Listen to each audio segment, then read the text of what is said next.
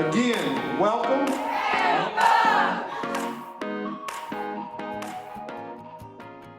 I feel that ramp up is extremely beneficial for the 8th graders coming into the high school. It's just a way for them to get to know the building. It's a lot different than the middle school that they came from, and so I think it's super important that they get in here and they get acclimated with it before school actually starts.